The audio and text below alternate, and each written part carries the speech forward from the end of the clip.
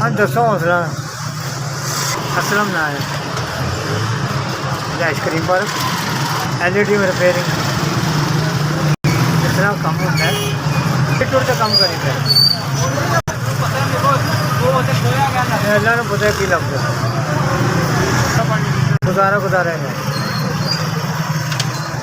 गुजारा है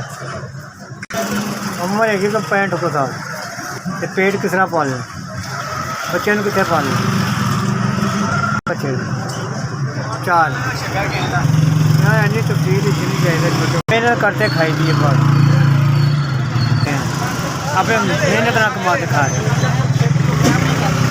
4 बच्चे ने ते एक मैं हूँ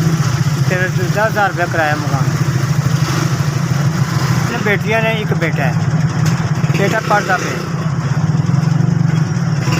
अच्छा 9वीं का इम्तिहान दिता उन्होंने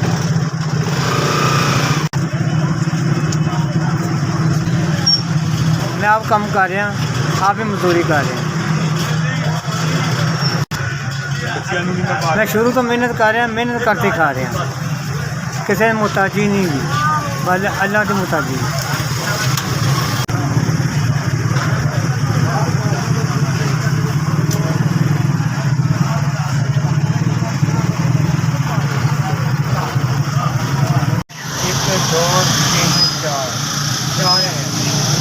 चार 4,000 रुपये मिल जाए अल्लाह मुश्किल आने आसान है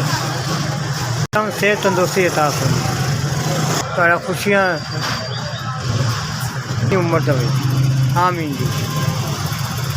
अल्लाह जिंदगी को खुशियाँ दे लम्बी उम्र दे सेहत तंदुरुस्ती अता फरमाए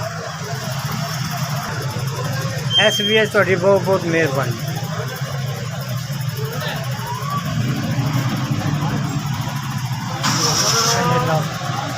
बड़ी बड़ी मेहरबानी।